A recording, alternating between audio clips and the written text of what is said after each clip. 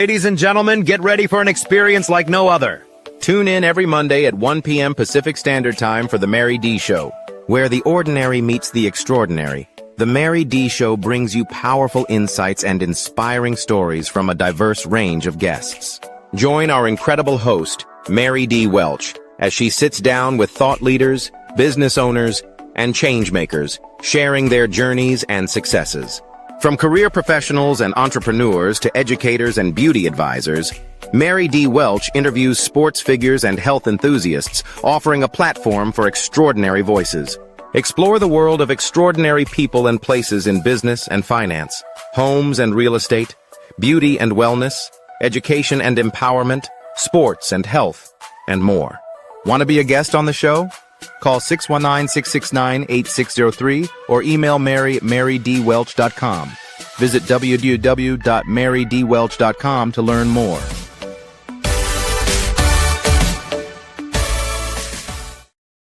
Hello, everybody, and welcome to the Mary D. Show. We are back again. Remember I said it seems like the weeks are speeding up? I cannot believe that's been a week ago. That's just how fast it's going.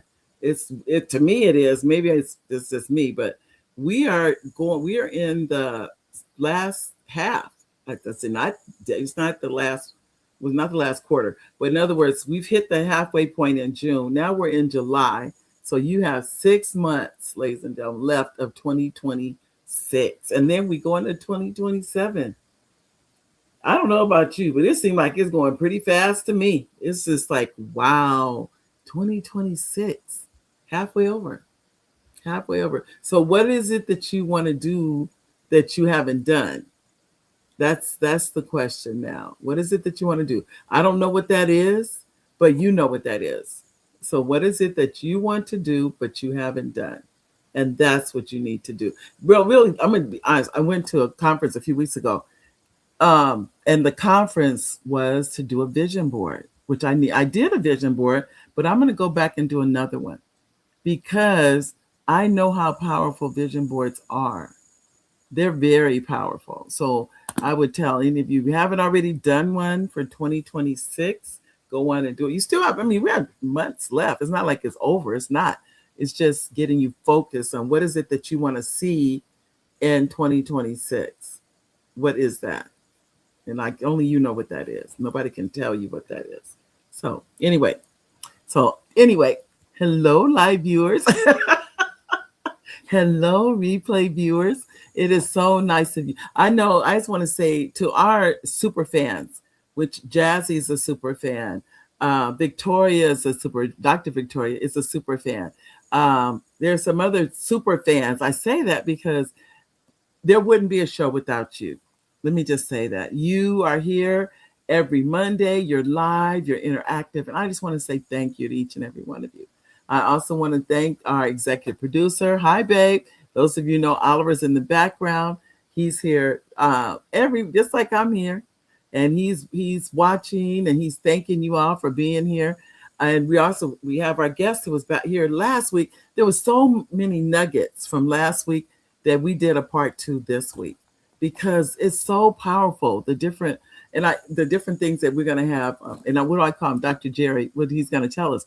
The one thing I will say about Dr. Jerry, what he added to the end, I really want to carry over to this show when he said, I tell if what your child did is so egregious that I may or may not be able to help them.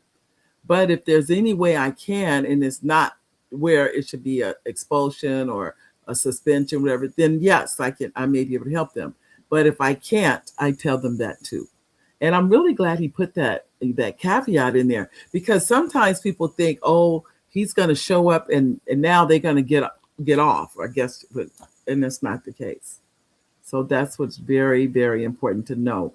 And I wanted to make sure I added that. But before I'll have Dr. Jerry come on. I always read his bio. I like reading their bios. I've had people say, oh, you don't have to read my bio. And I say, yeah, I do. And they're like, why? I said, because your bio gives the audience a chance to get to know you before you come on stage, before you come before the camera. And they get an idea of who you are. just who's present. And that really makes a difference because we're setting that stage. So let me get to the bios of the Dr. Jerry. Dr. Jerry L. Green is a nationally recognized K-12 education advocate and organizational leader focused on addressing harassment, intimidation, bullying, racism, and discrimination in school systems. He works directly with families, students, and school employees to navigate complex educational environments and confront unsafe or unequitable practices. As the founder of the Black Student Advocate Network, Jerry provides strategic consultations, advocacy support, and accountability tools for parents and employees involved in the IEP, 501 meetings, and disciplinary action and expulsion hearings. His work centers on protecting student safety, strengthening parental engagement, and holding institutions accountable for their duty of care. Jerry is the author of the forthcoming book, Bullying is a Drug, which reframes bullying as a harmful, addictive behavior with lasting emotional, academic, and organizational consequences. The book is designed for students, parents, educators, and leaders, offering practical language and tools to recognize, interrupt, and reduce bullying culture in schools and workplaces. Through public education, media engagement, and social platforms, Jerry elevates national conservation. What I'm saying that wrong. It's conservation. No, I'm not. I'm saying it wrong anyway. Around school safety and civil rights conversations. Sorry about that, you guys. Around school safety and civil rights and the long-term impact of bullying on mental health and academic. He's an advocate and the author of Bullying is a Drug. It's a 30-second book commercial, and it's on YouTube. And those of you that get the emails, you can click those links on Bullying is a Drug. Heart to Heart Stories interview with attorney Christine Matus, a subject matter expert on K-12 and school bullying. School protection infrastructure is the missing system of schools that lack when bullying, retaliation, and discrimination occur. SANI exists to build it. The Student Advocate Network Institute is a national research, accountability, and discipline institute founded by Bullying is a Drug to defend, document, and address institutional failure in K-12 education, treating student harm as a school safety and civil rights issue. Ladies and gentlemen, I'd like to welcome to the stage the one and only Dr. Jerry. Are you there, Dr. Jerry? Yes, ma'am, I am. Thank you again for having me. Yeah, it's an honor to have you. And like I said, I've known you for a number of years, but Yes. this is, in my opinion, because I know you've been involved in other organizations and everything, but this is your calling. This is the thing I think that you found that, it's who you really are. Mhm. Yes. So let me give you some backstory. Okay. So I'm the eighth out of nine, and my mom advocated for all nine of us. And with me in kindergarten, I was so playful that they wanted to hold me back. And mom said, no, push into first grade, let's see what happens. And again, I said, because I knew how to read, I was just too playful and immature. Right. And something that we see in the Black community is, soon as that boy or girl is eligible, we're putting them in the school system, but they might not be mature enough. Right. So today I can see how I would have been labeled ADHD or ADD just because I was immature. Right. So we have to reframe and rethink about how soon we're going to put our babies into the K-12 school system, because from day one, they start documenting and putting our kids in different categories that could stick with them a long time until you go in and fight for your baby and say, no, that's not correct. He doesn't have this, or this is not going on. But we don't know, because parents are so trusting of school systems that Right. they say, oh, the school knows what's best, and they just drop their baby off and pick them up 6, 7 hours later and think that the district many times have done right by their baby. And I found that's not the case. And I'm listening to what you're saying because in high school, I wasn't exactly the stellar student. I was kind of like, I enjoyed high school, but I was not the A student, none of that. I went to college and everything changed. It's like I got there and what I'm going to use what happened for me. I hate to even admit this, but when one of the students in one of my classes at UCR said, "What's the answer to one of the questions?" When the professor's back was turned, I was like, "Wait a minute, you're asking me the answer to?" That's when everything changed for me because I'm like, "Wait, because I went from a community college to a university, and I went to community college because I thought I could not handle the curriculum at a university." Mm-hmm. Because my high school teacher told me, not teacher, my high school counselor told me I could not do it. Mm-hmm. So I was afraid to even apply. Think about what really happened. I was afraid to even apply to the university. So I went to Mm-hmm. community college, not knowing I always had the grades to go straight to the university. I never knew that because until I went back, I didn't Let know. me, I was scared. so during graduation, I found out a guy had applied and got accepted into the Air Force Academy. He was copying off my paper in second period. Wow. Wow. So, yeah, yeah. See? And because we're not exposed to how systems work, meaning how do you apply to the service academies? How do you do these different things? How do you apply to college? Now it's a lot better, but back then things were different.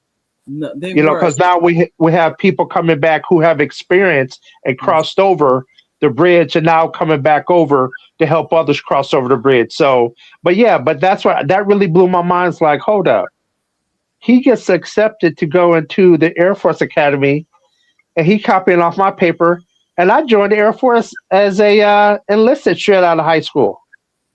Wow. Yeah. I So don't know. that right there showed me again the facade of Yes. how education is and how it can be presented. You know, you give some kids some supports and they can excel, but we have to change the mindset of what they're exposed to, because that's really what it's all about, is exposing kids to different situations and different surroundings and different outlets, and then we can see our babies blossom, because our babies are geniuses at home until we send them into the system, and then the system don't treat them as well as others. I'm finding more and more parents are homeschooling their kids.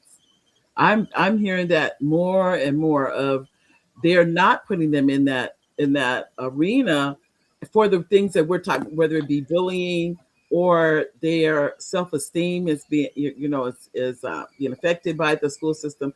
But if I look back, I all of that stuff applied to me, and I didn't even know what I was dealing with. I didn't even know. I didn't know what bullying was. I'm gonna be honest with you. I'm like, that was just what people did where I grew up. That was just they But fought, had fights, all that stuff, and that's I what mean, they. correct. And so, but what happens in the book, Bullying is a Drug, it's going to help people understand that no, I'm not crazy. I didn't have mental challenges. When I said I was experiencing these things, and no one acknowledged, no one said it's not okay for you to go to school and be fearful where you can't concentrate and listen to what the instructor's saying. You worried about someone slapping you in the back of your head. You know, you're ducking all the time while they trying to talk. So how are you going to receive an education when you're fearful? You can't. You can't. You can't have it both ways. You No. just can't have it both ways.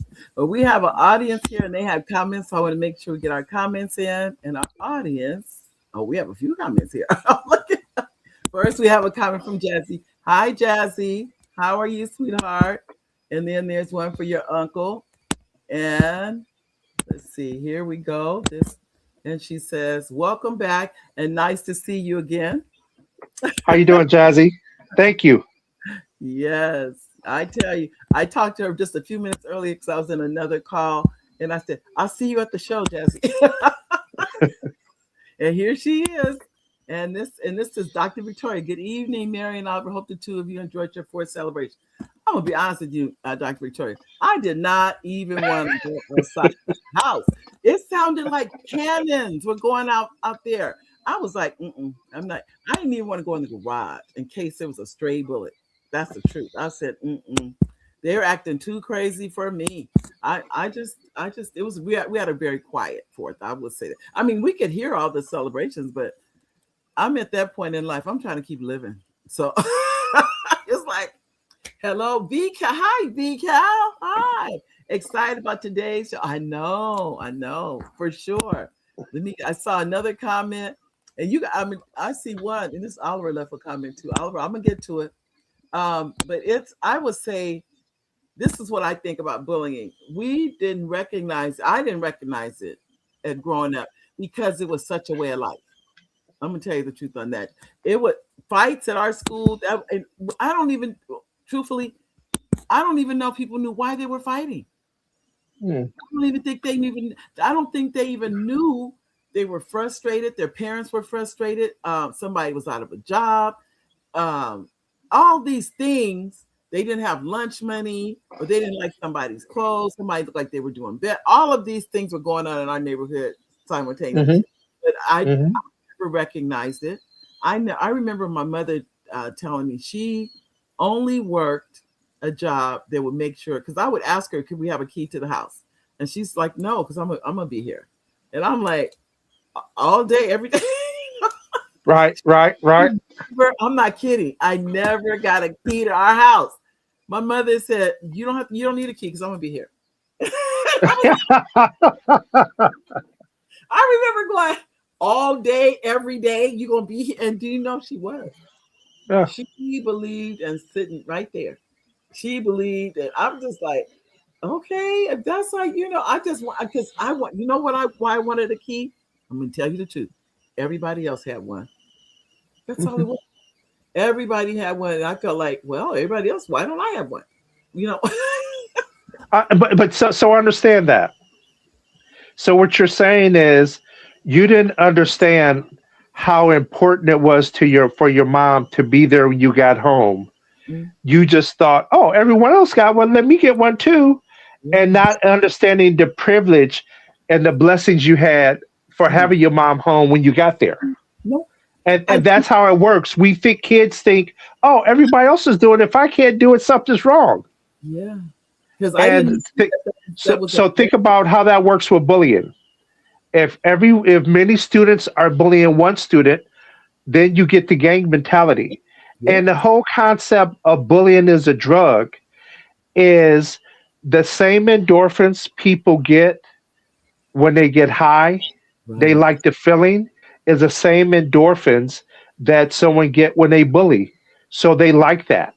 So they continue to do it. So it benefits no one. No one. Because, so understand this right here. I'm going to give you a parallel to something that we're used to. Okay. You walk past someone, you smell weed, right? Mm-hmm. So now you go from one person smoking to talking to someone else, then you walk by and you smell it. That's third hand, right? Mm-hmm. So now you have the bully, which is first hand. Second hand is the actual victim. And then third hand is the witness. Mm. So just like you go by and you smell weed, it's traumatic to your body. You're like, wow. Yeah. It's the same thing with bullying. It's traumatic to all three or everyone who even see it, because they can imagine if they were in the victim's position. So It's traumatic for everyone. Wow. I believe it. I definitely believe it. I think, like I said, I don't even think we recognize. I do recognize a situation that happened, and it was a group of girls. I think I shared with you. I can't remember, and they were going to beat up someone, and I'm with them. And at the same time, I stopped. Now I'm 15 or 16, and I said, "Now, why are we going to beat up so and so?" I just now remember when you were in a group and you stop and ask questions. The leader does not like that, by the way. Yeah. And I was not the Yeah. leader. I was not the leader. And she's like, I just asked the question. I said, I just don't know why. I didn't even understand that I was being pulled into this group to make the group stronger. I didn't get that. I didn't get any of the things. But I stopped and asked the question, why are we going to beat up this girl? Why? And they said, because she's with the leader's boyfriend now. She's with her now. So I'm glad you brought that up. So think about that as to how many men have either got killed or who have got locked up because of not knowing what's going on within their clique or their gang. And they think it's one reason, but it's really an interpersonal relationship reason for someone who's not telling the whole truth. Well, she told the truth. I'll be honest. No, I know that time, but how many brothers do we know who get caught up, or lose their life because of just going with the pack and not being an individual saying, hold up, why are we doing this? Oh, this doesn't make sense to me. But they want to fit in. And that's part of the mentality of the gang or the actual group. You want to fit in so you don't ask questions. And then you're like, wow, that didn't make, you look back and say, I was part of hurting someone with my bullying act. I don't even know that. Well, this is what I did from that situation. After they said, well, we're going to beat her up because she's, her ex-boyfriend is with the girl they're going to beat up. Yeah. And she just said, why don't we go beat up him? That's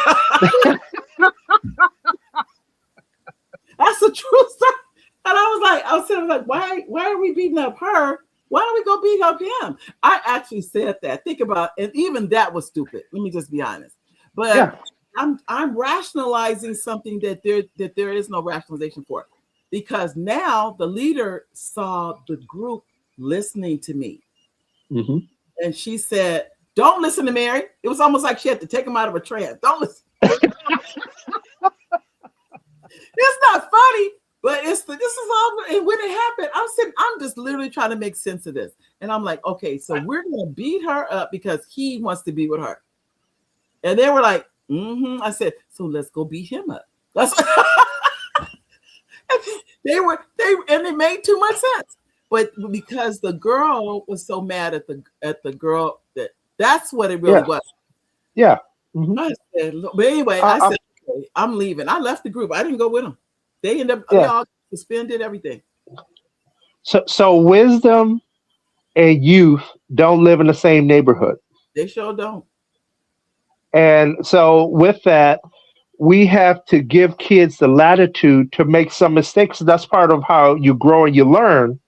But we need to have guardrails on it to say, no, you can't do that. But this can be a teachable moment. Like you mentioned when I was backstage, is that even though I get calls and parents tell me the accusation against their student, I ask them the action, and then I ask them what ed code. And for people who don't know, education code is how school districts are governed versus penal code is how law enforcement are governed. If you get a ticket, they write a penal code. In school districts, they got to say what charge they're putting against you. So in California Ed Code 48900 A1 is assault, meaning one student jumped on A student jumped on B student. Right. But then if B student fights back, that's 4800 A2, 48900 A2 mutual combat. So the A student gets 5 days, B student gets 2 or 3. They're both going to get suspended because they did fight. Right. But it's going to be less because the kid defended their position. Right. So that's the thing is that when parents come, well, she defended herself. I said, she still broke the education code. Right. And I don't expect any kid to stand around and get beat on. I tell parents that all day long. No, your kid should not stand around and be a punching bag for no one. No. Unfortunately, I won't say unfortunately. When I was in the position of suspending kids and all that, I remember I would always take into account the whole situation. And it really is the person that passed the first lick out. automatically gets more days, automatic. But it also depends on what kind of if they, really hurt that person or whatever the case may be, they could end up getting all the way up to expulsion, depending on what it is. Yes. So it Yes. is really and a lot of this is very subjective. I'll be honest. You're looking at the whole picture and what happened before the situation even happened. How did we get here? Is what it. Yes. Yes. And it's And so so yeah. Mary, I go with the ABCs. Okay. Okay. What's the antecedent? Just what you just said. What happened prior to the fight? Correct. What was the behavior? What was the consequence? What's the discipline? So again, you say, oh, they really put it on that person. Well, because you did that, you feel good about yourself, but now you got assault charge too. It's not just ed code, it crossed over now to penal code. Now you got to deal with the legal system outside the school district as a 16-year-old now. And that's a felony. So you're on this a whole nother level now. Yes, yes. And depending on your age, they try you as an adult. It just all depends the circumstances, what's going on. So then with that, now I'm going to ask the student who had it. So in this situation, the student was getting bullied and they had no choice. They were put in a corner, so they had to fight back. Right. So I'm going to ask the first question. Did you notify any kind of staff member? You did. When? What did they do? What did they say? So that right there is you did not protect student B because, or the aggressor now because they were getting bullied. And your job is to pick the student and make sure they're in a safe environment, conducive getting education. So school district, you're negligent. And I'm listening to you thinking about the kids that would eat lunch in my classroom. Mm-hmm. I never, ever thought that they were being bullied. But I can now that you're talking about it, I can almost guarantee that was why they went to eat in the classroom. Yeah. Because they knew they were safe. They knew, because I would eat in the classroom and they knew they didn't have to worry about someone, but they never said that. No one ever said so-and-so is, pushing me or hitting me or none of that. Nobody ever said any. They would just say, Miss Welch, can I eat in your classroom? And I'm like, sure, all I'm doing is eating my lunch. I mean, it wasn't even like, before I knew it, I had almost a classroom of kids. Because kids would try to self-govern and manage the bullying situation themselves until they can't anymore. Right. And they just said, okay, I'm going to avoid the situation. But because of that, okay, so bullying is a drug. The book is the acronym. And the first thing is breaks confidence. So now, how did them students being bullied or a student being bullied, how did that change the trajectory of their life? Because being an actual Black student advocate for your student is the first and baseline platform for building generational wealth. Why? Because you can have all the money you want, but if your student or your child, when they grow up, don't have confidence, then they're going to buy friends. Then they're going to be in other abusive relationships because their confidence has been broken. Right. And you'll meet people today and say, yeah, I was bullied and it took 15 years to come into my own as to now I speak up for myself. Boy, I'm just sitting here going back like I said, years now and thinking of situations that I just didn't know that I'm not saying they were, I'm saying that it could have been that. And I just didn't recognize it. I didn't know. I just didn't know. That's really what it is. So, well, let's go. We're going to talk to our audience and see if our audience has any comments or questions or anything. So audience, let's see. We have, I missed one. Okay, this is, he says, okay. This is how Hello, Mr. Radney. How you doing, Mr. Radney? And he's like, I just talked to him earlier. He says he's coming to the show. Hi, Charles. Thank you for stopping by, Charles. And we were both mentioning how we miss Dumas. We were like, yes. The words to say how much we miss the man. Oh, yes. And then this Jazzy, you said it's truly amazing. I'm gonna tell you, even as I'm sitting here, Jazzy, I'm going back in my own life of thinking of when things happen, and I actually spoke about a situation that I could have very easily. I don't know if I should say this on camera now, but I guess I should because these are all true stories. First, I'll read Oliver's comment. Thank you, Mr. Green, for returning to the show and blessing us with your wealth of information in your field. Also, thanks to everyone who returned and joined the show. Thank you. I'm gonna share this because it could have been a bullying situation. Years and years ago now, I was in a situation where someone was offering me drugs. And I'll never forget it. I said, I didn't say anything. This is just how I guess bullying works, whatever. They said, go get a straw. And instead of going to get the straw, I went and got my purse. It was my purse, it was my husband, my purse, and the door slammed. We were gone. Mm-hmm. But just imagine if I did not have the confidence and the willpower and had enough self-esteem in myself, I would have went and got the straw. But I didn't. I remember that day. And I said, I think these people are crazy. If they think I'm going to use some drugs, and this is what I kept saying, I am not going to be out here toothless and crazy behind. And what's so sad about that situation, I was 8 months pregnant. And it wasn't where are you pregnant? It was obvious I was. Right. You passed showing. And then now, if they test the baby, they would take the baby away from me. Yeah. If I had done what they were telling me to do, and I thought, yeah. And this was a quote unquote friend who said this. So I'm saying this, ladies and gentlemen, I hit the door. It wasn't nothing that people could tell me. It was like, and then I'll say this because I'm sure this is not about bullying. When I grew up, my mother and father both said, if you put a drink down, you never go back to that drink. Yes.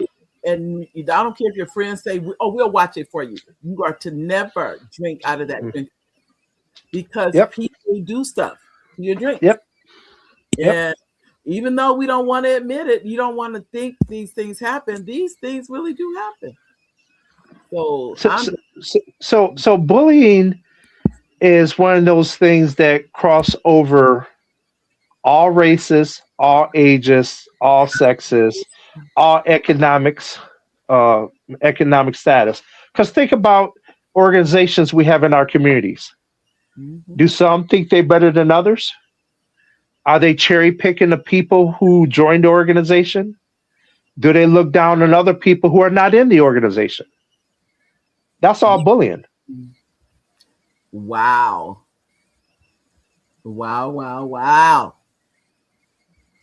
I never even thought of that. Yeah, because understand, I'm part of the Jerry L. Green Club. Well, okay. And we're doing this. Oh, okay. I'm putting this on. Oh, okay. All that. Why? To bolster who they are. And so now you have some people who would join an organization because they just want the status, because they have low self-esteem from being bullied. Now they become the bully. And that's the other side of it, is that the A is aggressive, meaning that bullying is a drug, is the A is for aggressive. And so what does that mean? Aggression, raises aggression.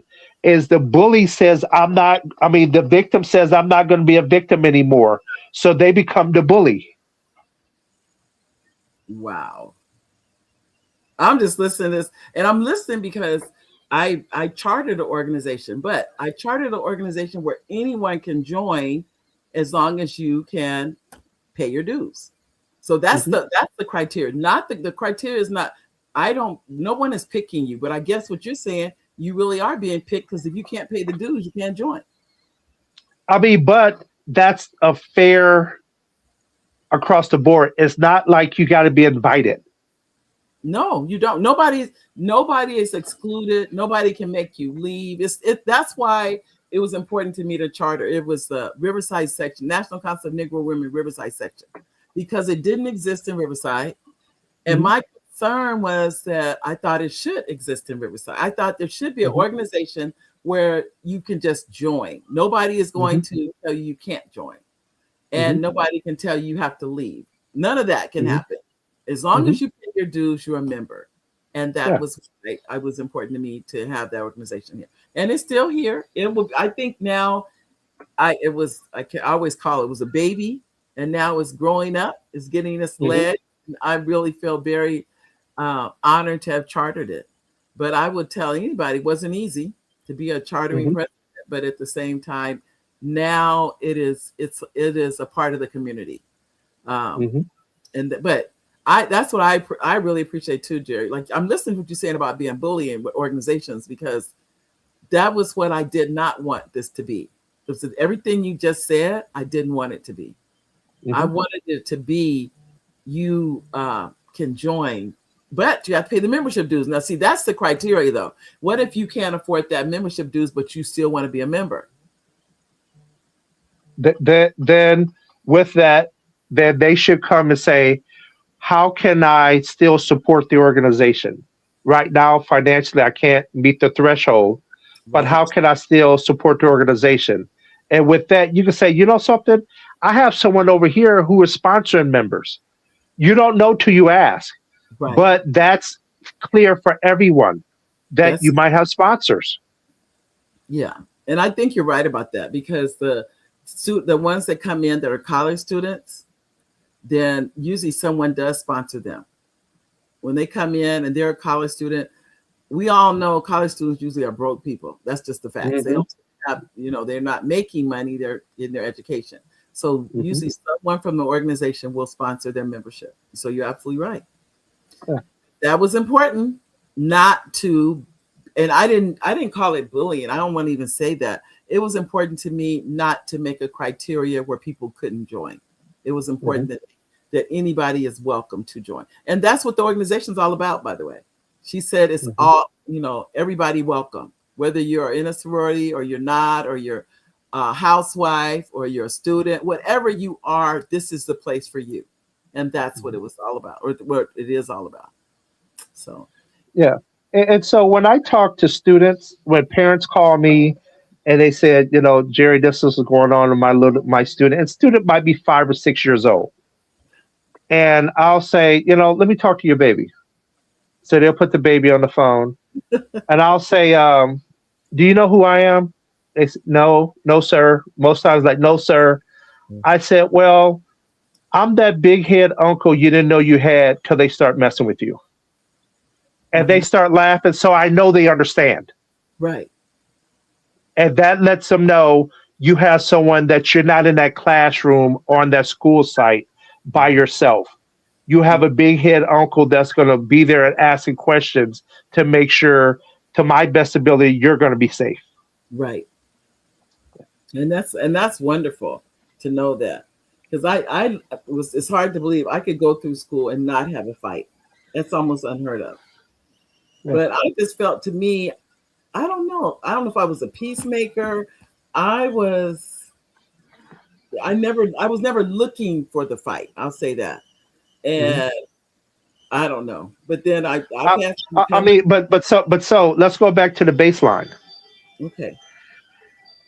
Your mom was home to help you manage what happened in your day. Yeah. When you got home, she might say, "Hey, what happened today? What da da da da." And the other thing is, she had the opportunity, the freedom. If you did something, she could show up. Yeah, I'm just I'm listening to you, because I'm gonna tell you this really situation. I remember I told my dad there was this girl that was gonna beat me up because I was dating her ex-boyfriend, which I didn't even know. And I remember telling him, and I said, and we're gonna go to the football game. And I did not know. My father went to the football game to make sure that I didn't get hurt. I didn't even know, but think about it. I didn't know that. I didn't find out he was at the game until I guess it was the end.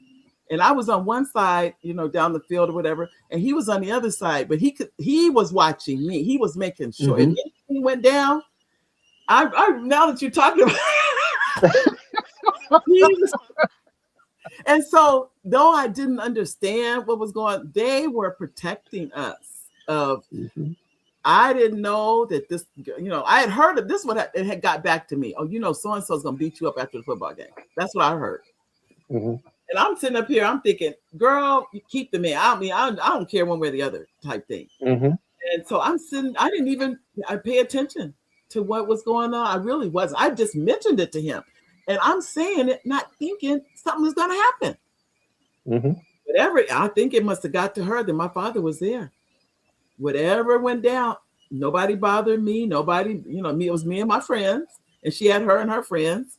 Mhm. But not realizing this is really gangs. But we didn't think of it again. It was just our friend groups type thing. Mhm.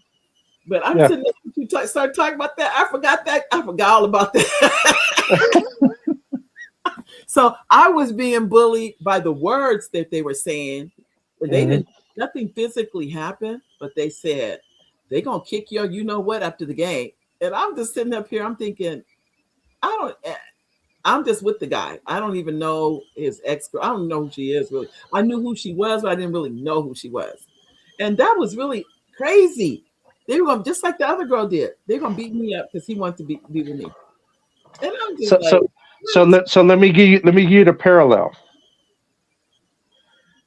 Bullying words is terrorism on an yeah, international level yep. because a terrorist doesn't have to, or a bully doesn't have to do anything physically to you, long as they make you think the objective had been met. Well, I guess it had because for my father to go to that football game, yeah, And think about it, you said something to him I did. because it was a concern, It was. minor or major. You Yeah, said something to him, yeah. and he was like, "Oh no, no, no, no, not with my baby." Okay, all right. He never said nothing to me though. That's because I didn't, like I said, I didn't see him till I was leaving the stadium. So I'm Hmm. walking out the stadium. I'm like, Dad, I'm like, what are you doing here? I forgot I even told him about it. That's how Hmm. much but he was not the one. He was standing up in the stands looking around. I remember seeing him going, what is he doing here? Because he never really came to the games. But when I Hmm. said it, the fact that I said it to him, that was all he needed to hear. Hmm. He was in those stands. He was like, anything go down up in here. I'm not the So, one. okay, so now, Mary, do you remember the four things I said last week? What violates your civil rights? Tell me again. It's the messing with your personal property. It's messing with your academics. It's messing with your mental state, and it's stopping you from participating in extracurricular activities. Wow. Because that was supposed to stop me from coming to that game, Correct. but it didn't. And in today's time, if a staff member knew that you were being bullied and you changed all your actions, that's the violation of your civil rights. Wow. But you think about it too. Now that I'm thinking of this whole situation, for me to even tell my father that girl It was said concerning. It was concerning. was, it was more concerning than I even realized because Yes. he was at the game with the guy. Yeah. Here I am at the game with the guy, and this girl has already she put the word out. I'm gonna beat Hmm. that. Mary's gonna get beat up. Yeah. I just said it to I said, well, this girl said that she's gonna beat me up over the guy. I forget who. I don't even know what the guy's name was anymore. Right. Right. Right. so And so so let me say this too. Let me give you what is the definition of perceived value? oh my goodness, I don't know. I don't know. Something at some point was so important to you, but today you can't even think of what it is. I Meaning guess. that at that point, that guy was so important to you Yeah. that you wanted to go to the game, but now you can't even remember his name. Mm-mm. I can't remember. Definitely don't remember her name, but I do remember telling my father that girl said Yeah. she. Remember that because even when I said, I just told him. I didn't even make a big deal out of telling it. I was really kind of like, oh, so and so said she's gonna beat me up when I go to the game. I didn't even know. My mother said, your father, when he said beat you up, that was it. He was gonna be there. I don't, and knowing my father, he probably was packing. So okay. So let's break it down a little bit more, Mary. Oh my gosh. You don't remember the boy, you don't remember the girl, Nope. but you remember the incident. And I remember telling my And dad. and it didn't go sideways, but think about students who have gotten a threat and then the violence have come with that also, and now Ooh, they've been carrying that. And again, now this happened what, 50 45 60, 50 years ago. oh, at least 50 years ago, something over 50 years ago, because You see what I'm saying? I was about six. I still remember it. I still remember this because I That's remember. what I'm saying. That's how bullying works. If you don't get it processed out, and again, it didn't go totally sideways for you, but if it did, that's how people carry that pain and that hurt. And now it interferes with their decisions they made ever since that day. And that's how it changes the trajectory of their life.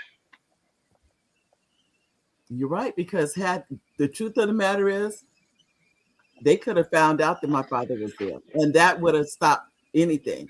Because at that time, when a parent was, everybody run for the hills when it's a parent there, and Hmm. I was, I didn't even understand the protection he gave me. I didn't Hmm. really understand just his presence in those stands was intimidation to them. Whoever was thinking about doing some harm to me, he's like, you could think her father's here. Hmm. And they probably knew it. I didn't even know he was there. I think Right. about, but at the same time, it was a protection for me. I'm thinking, now that you mentioned it, I remember that just like it was yesterday. I remember Yeah. coming and telling him, yeah. But he never said nothing to me. Hmm. Nope. So that is saying, just imagine, like you said, if it really, the girl did fight me, Hmm. I don't even know what I would feel like today if that really did happen. I don't know who I would be if it really Yes. did. I don't know. Yes. I have no idea because it didn't happen. And I just was like, I don't know. I didn't even think. I just saw him and we left, and that was the end of that. I never even heard anything else about her trying to beat me up from that day. Never, none of that. Okay, let's break it down some more. Because I just listened and I can. So Yeah. think about this. So from that point on in your life, the Hmm. men, 9 times out of 10, who was you decided to give your time to, Hmm. came off to you as a protector first. Yeah, I can believe that. Yep, Yeah. they would have to because for me to feel secure. Yeah, And again, that's how bullying affects the rest of your life. That's yeah. why. And so something else. Bullying is a bigger issue in schools than drug use because Wow. 1 out of 3 to 5 students is being bullied. So Mm. if you have 5 students in your household, someone's being bullied. Maybe even two of your students are being bullied. Wow, I can believe it. Yeah, it's so it's but that's how it just changes and how we see the world, you Yes. know. And again, just an incident that again came out positive, but you still have all the nucleus around there to shape your life. I And still, that's why I say what I do is changing generations. as I'm talking to you and thinking about that whole situation, I had no idea how much it affected me. Even though I Yeah. didn't fight. No, there was Yeah. no, but it was the idea of it, the thought of it Mhm. that this young lady was gonna fight me. Wow. And so now you hear this on a Monday, Hmm. okay? The game's Friday night. Right. So now you're thinking when you turn a corner during school, is she going to be there? Can I go to the bathroom? Can I go to the cafeteria? Yeah. It's all these things that subconsciously you're processing and it's changing who you are because now you're Yeah. It's true. It is very true. And I have no idea how that not just that one situation, probably other ones have affected my life Yeah. in different ways. Hmm. Wow. This is amazing to me. It's amazing because I didn't even until we start talking through it, I didn't even put two and two together. At that situation, I had put it in so far in the back of my mind and went on with my life basically, but it was there all this time. Hmm. It was still there. Wow. So and you were what, 16? Mm-hmm. 16. So now what? So think of let's go back in history. Mm-hmm. We see the positive side of Ruby Bridges, but we don't know what she had to go through to Yeah. come out to the other side. She'll little bitty baby going to school with all these people yelling and doing these things for her to make history. But again, we don't know how that trauma has affected her life coming up. Right. And she was able to have security, National Guards, FBI and everyone else. But what about the baby who have no one, Wow. who come home and who's being raised by grandma? Say, grandma, so and so is bullied. God, that ain't nothing big. Yeah. And now the person you trusted, thinking something that is so big in your life is not a big issue. And um, I have talked to people who said their parents and grandparents that believe they were bullied, Wow. and how it affected their life. So yeah, But so I never said I was bullied. I never said that to my dad. yeah, I didn't even use the word. I just said the girl what we said then, the girl said she's gonna beat me up. That's what I said. That's all I yeah, said. And I said because okay, I'm going out. Can't remember his name, can't remember her name, but I remember the situation. But I okay, said I'm going out with so and so to the game on Friday, and this girl said she's gonna beat me up. And yeah, he's like, my father looked at me like, what? And right, he realized too, if she said it, it's going to be more than one girl there. It's not yeah, just gonna be her. It's going to be a yeah, gang. And he yeah, recognized that. And he's like, no, not my daughter. yeah. Mm-mm. Yeah, he Now didn't. He I see this comment, and I know some. you probably got some more comments because the conversation got rich. It got, look at all these comments. Right, I know. In other words, y'all listen to this conversation. Huh? You guys are too funny. Okay. First one, I'm gonna go back. This is Dr. Victoria. That's right, Mary. Why they got mad at that girl who never made sense to me, even when I was younger. See, come on, Dr. They would beat up the girl. That was like, I never understood that. So I was the odd man out on that one. Okay, next comment, Jazzy. He said, you got all these comments. Let people know it's their choice to continue on the wrong path or do the right thing and follow your own path. Thank you, Jazzy. Yes, The yes, one thing one of our sons said just yesterday, he said, Mom, all life is choices. That's all it that's is. it. There is no, you can make good. He said, you live the life you live today because of your choices. That's all. Yes. So the phrase is, you're born looking like your mom and dad, you die looking like your choices. Wow. Some people think if they got away with it in the past, they can do it and not knowing that a lot has changed now from what it used to be back then. Thank you, Jazzy. Yes, yes. All right now. Well, now the people, you run around hitting people or starting fights and stuff, and you may end up in jail because Yeah. people are pressing charges. It doesn't matter what your age. They're like, we're not having this in our neighborhood. We're not having this. My child should be able to go to school. But I remember too, I'm telling you, all this stuff is coming back. I remember people taking their child out of school because someone was threatening them. I remember Mhm. that. Of people saying, no, I'm taking my child out. They can't go to the school anymore. Now, thank God we never had to do that, but I do know of situations where people did that. They did. They So moved the child out. as you look at the next comment, I'm going to say this. What happens though, if your student is being bullied and they told the parent, and the parent continued to send them into the lion's den, then that student's sympathetic, parasympathetic fight or flight is going to kick in, and it's even going to kick in at home. They're going to start being disrespectful to you at home also because they're in self-preservation mode and they just try to protect themselves all the time. Wow. I've seen it too many times that happen also. Okay, I'm sitting up here.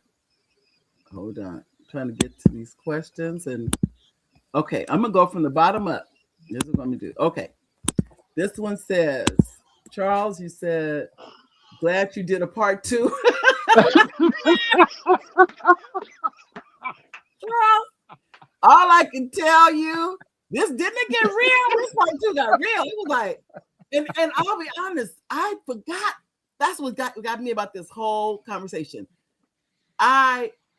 Things started coming back to me that I didn't even know about, that I had literally thought buried. And then I started thinking, I'm like, oh my gosh, I remember that when these things happen. Now, it never came to a physical fight, but what you said is so true, Jerry. It was, the threat itself was enough. Mm-hmm. The threat of, they would say, I'm going to kick your, you know what, Mm-hmm. kind of, but nobody, and see, my parents, like I said, when my mother said, always being at home. So if something came down and it was at our house, my mother was always there. She was, it was that she made that, that was just what she did. She just sat there, and not that she did. I don't want to say like she didn't do anything. She was cleaning the house or cooking or whatever, but she was there. There was an adult present, and that, and you mention it, was such a sense of security for us to come home, and in light times we have a snack or have something, and she did ask, "How was your day? How was school? How was this? How that kind of thing." And we probably said the same thing all the time. It was fine. I mean, we didn't act like it was anything different because that was all we knew, was for her to be there. Now that I think about it, I cannot think. Only time she wasn't there, she had to go in the hospital and have surgery, and my grandma stayed with us. Other than that, my mother made home. That was it. She had, I was playing cards just years ago. I learned how to play bid whist. I didn't know my mother didn't know how to play bid whist. And one day I said, Mom, do you play bid whist? She goes, yeah. I said, Mom, you play bid whist? She goes, yes. I said, why don't you ever play? She said, Mary, I had 5 kids. That was it. That was it. She goes, I have 5 children. When we go to somebody's house, I have to keep an eye on all of y'all. So I have time to sit and play cards. I never even thought about that. With that, I didn't have 5 kids. So I didn't just enjoy being a kid, period. You sure did say that. I was sitting up there. I said, I never knew you know how to play, Mom. Never. But she watched me learn how to play because my uncle taught me how to play. So anyway, you said, I'm curious as to how Mr. Green will respond to my question. Oh, I'm going to say, B. Cal, hold on. Let's get your question in here. Because I went from the bottom up. Let's see. Yeah. Oh, Jazzy said, oh, sorry about that, Jazzy. Let me go back. Jazzy said, that's why it's always good to have someone there for you. It is. It really is, Jazzy. I think I probably took my parents for granted, if I be honest. That's the truth. I know I did. They were teenage parents. My mother was 16 when I was born. My father was 18 when I was born. 18 or 19, yeah. But they were teenagers. We would say they're kids now, but they were considered adults at that time. Yeah. And it was an inside-outside game. So your mom would say, how was your day? And nothing unusual happened. But as soon as you said something unusual happened, the outside team members showed up, which was your father. Yeah. Because it's so interesting. I did tell him, which is now think about it. I must have thought something, because I never hardly would tell my father something like that. That is like, and he was a fighter. He was very much the person, the man in the house. The man took care of, protected all of us from anything. That was my father. No question about that. I'm looking back and I'm like, for me to have said something to him, he turned into a different person. Because I didn't really say nothing. I pretty much kind of went along with, everything in life was good. Just kind of went on, and I didn't bother people either. I wasn't the kind of, and I Mhm. think you knew that I was not the kind of person. But this was probably my first boyfriend or something like that.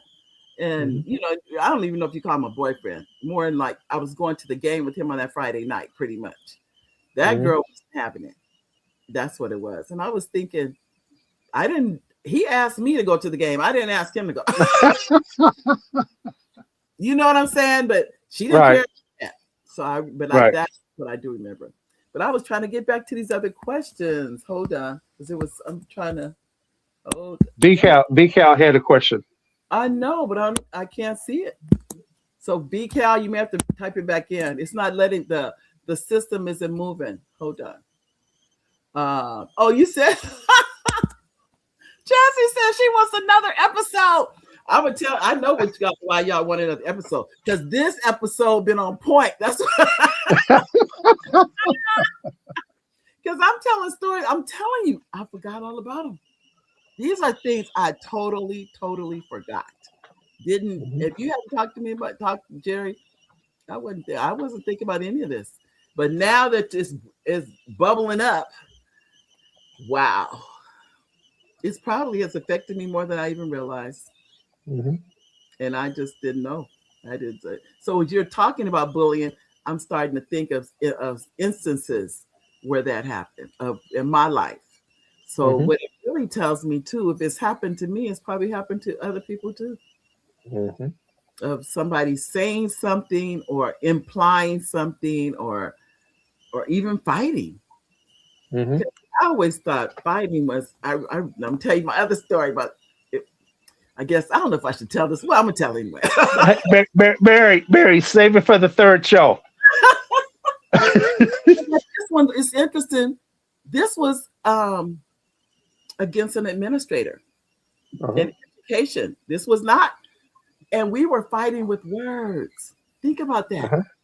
Mhm. Not physically fighting. My staff was behind me, and her staff was behind her, and we are Mhm. at the table with words.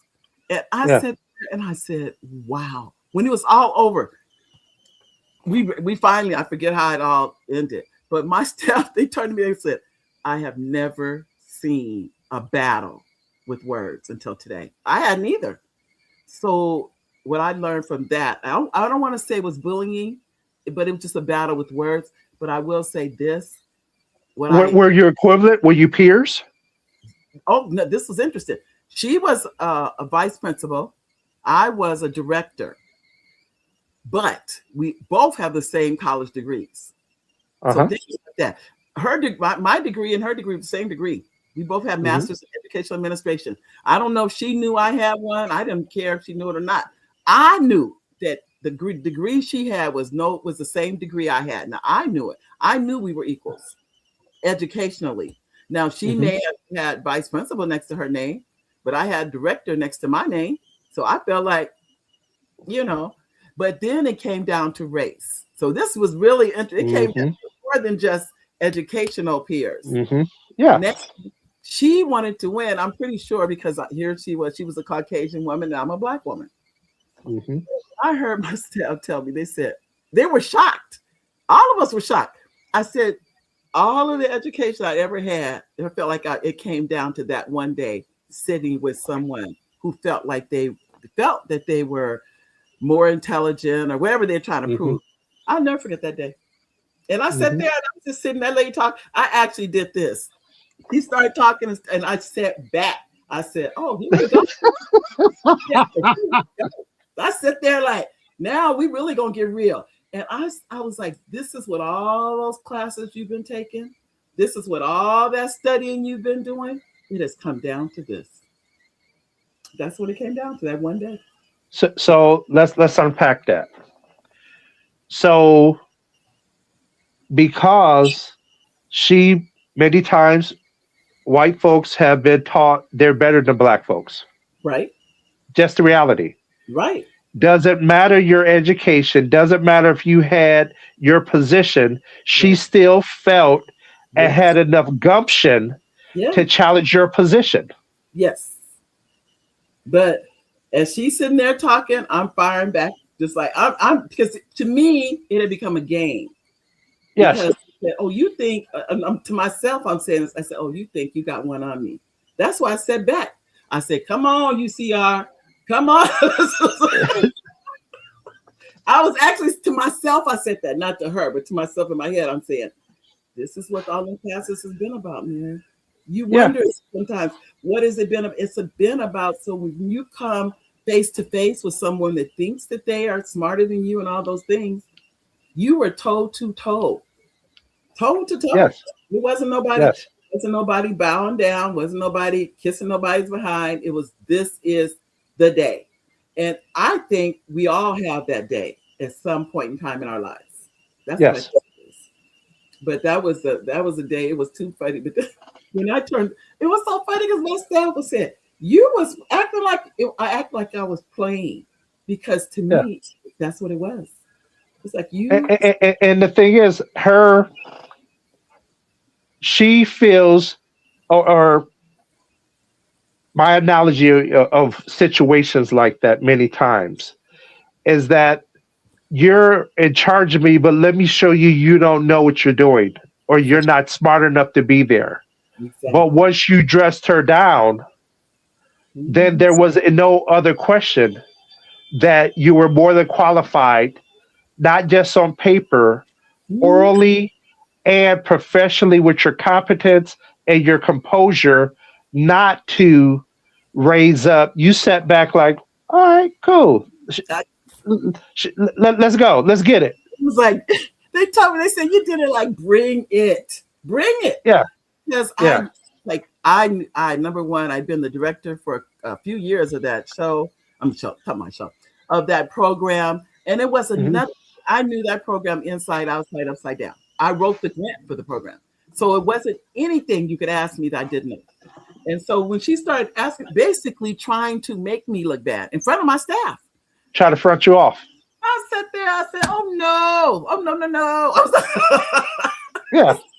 Not this day. And we came and it was going, and they even said it. They said, I had never seen a battle with words until today. I said, this is the difference. I said, the difference in what you saw today, a lot of people would have jumped up and tried to slap you, hit you out of frustration. But because she had the words and I had the words, that's all we fought with was words. That was it. And the other thing is this. If you're in a position of authority, you don't have to get upset. I didn't. You're in a position of when someone come to challenge or say something that when I say something about the ed code, I don't get upset. Yeah. I'm like, no, and I'll be like, is it Dr. Welch or Miss Welch? Oh, it's Dr. Welch. Okay, Dr. Welch, you're wrong. Yeah. But that's I'm going to respect your position, but you're still wrong. You know? But you're confident in what you know. That's the difference. Yeah. You're not wavering trying to figure this thing out. You know what you know, period. And no matter what anybody says, they can't move you from that. They can't tell you, oh, no, that's not right. That's what happened there. Because she was trying to tell me I know what I was doing. I said to myself, lady, that was one of those. I was sitting there, I'm just laughing because I'm inside, I'm laughing. Because I said, oh, so you're trying to make me look bad. When I got through, like I said, reading the riot act of how many students there were and what the salary, I knew the whole, finally, in the end, I knew too, it was going to be the first one that got up lost. And she got up. Yep, that's it. Because, and that's when the staff, they looked at me then, and then first they were shocked, everybody's quiet, and then they go, Right. Bring it on. Bring it on. They were so quiet. First, everybody the whole place is quiet. And then what I really realized too, that's why they clapped. Because they're saying, you won that. Whether we want them to know, we know you won. Yeah. I'm here going, Lord, and it didn't really, see, you bringing all these bully situations out. I see VCAL question popped up. Yes. Do gender roles play a part in domestic bullying? Woo! Well, yes, but what we don't hear is we don't hear of the women bullying their husbands. Yeah. So when I was in the military at Fort Bragg, we had a guy, I would call him P. He was probably 6'5", 255, 260. His wife was about 5'4", maybe 105. Wow. And she would whoop up on him. And he was like, Sergeant Green, I don't want to hurt her. Yeah. And I was like, man, you can't continue to put up with that.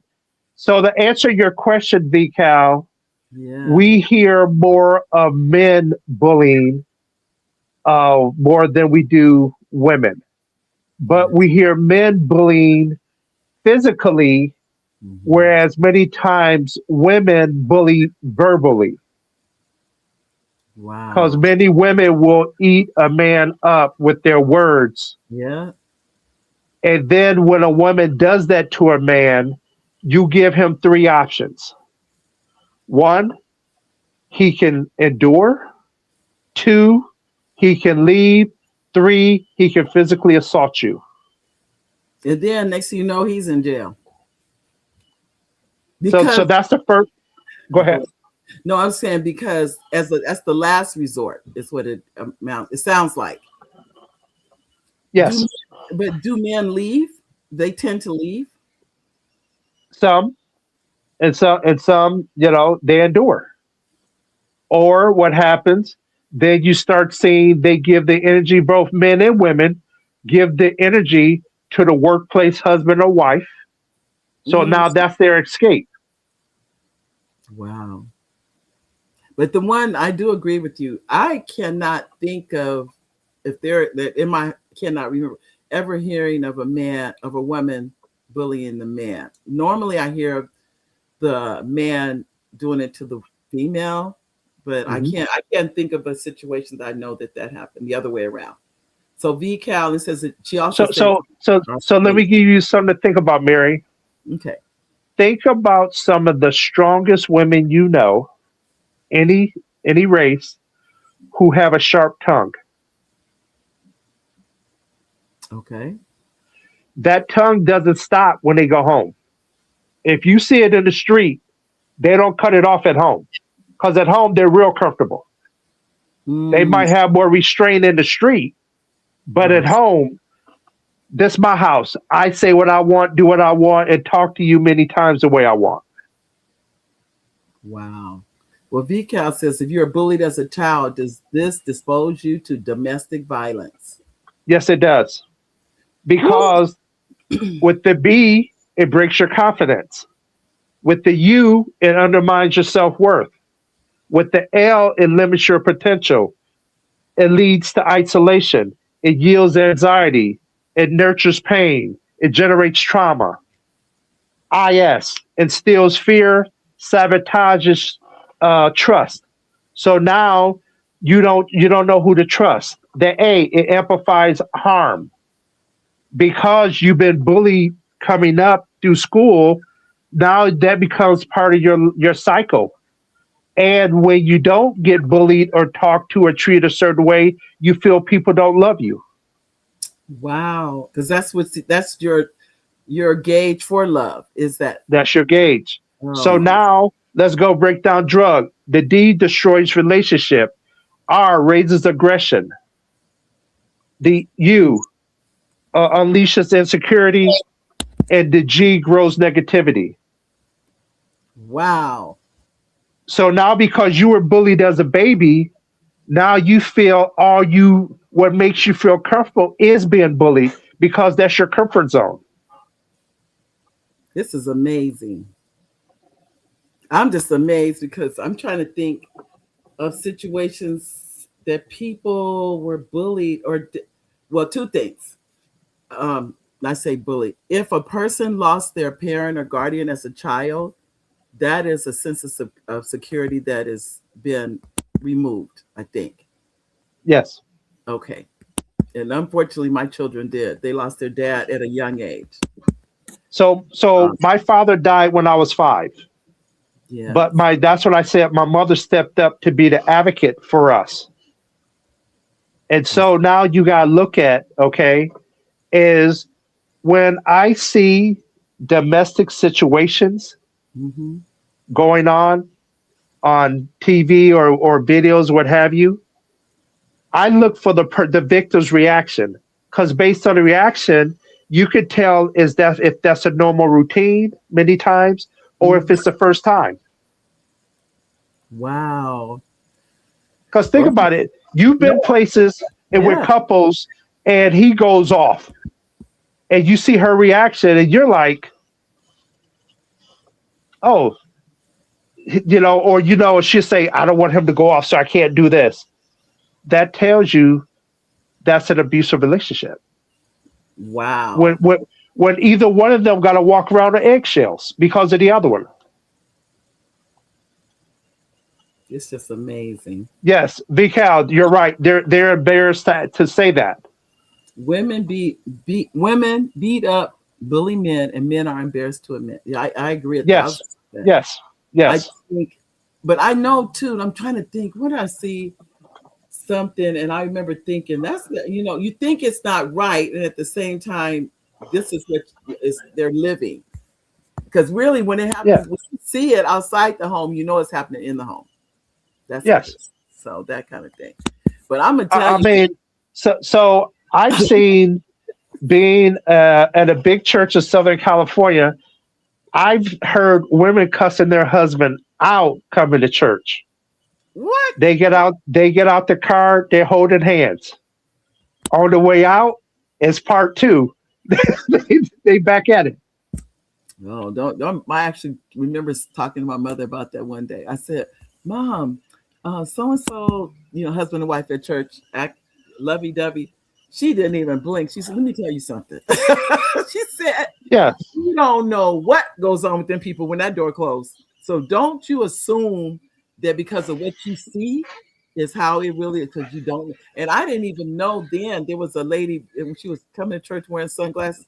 I didn't even know the shit had, domestic, because Bruises. Bruises. nobody talked about domestic violence. This was Hmm. years ago. Nobody even mentioned it. It wasn't even Hmm. something I can't remember ever talking about it. Being domestic violence. It wasn't even something called that. It was I just, mean, but back then, women didn't have many times the corporate opportunities they do today that's to true. leave and provide for themselves. So they Right. had to suffer in silence. It's true. It's true. I'm gonna tell you, Jerry, we're not just over, we way over. But I want you to know, ladies and gentlemen, I tell you, this one was too much. You guys was tickling me. All of you just tickling me. Um, I want to thank you. Thank you, thank you, thank you for being here today. It seems like the audience really liked you being here today. We had some interesting conversations. Wow. And you guys learned a lot about my life. Not a lot, but enough, I guess. Things were coming back to me. I hadn't even thought I don't even know the last time I thought about it. I don't even know. That's how long ago it's been. And both my parents are gone. And been, for years. But what they could do, they did. That's what I would say. Whatever was in their power Mhm. to do, they did. To make us feel safe and loved and cared for, all those things. Um, I would say they definitely did. So I want to thank you for being here. Thank you, audience, for being here. I'm just like worn out from from today's show. And I just want to thank each and every one of you. We will be back next Monday. Um, we have a young gentleman who is an author. He's going to be here on the show. Jerry will probably be back for a part 3, but we don't have facility until in August sometime. We are full. Can you believe that, ladies and gentlemen? That's That's how good. many speakers are coming on. People are really, really, because this is what I noticed.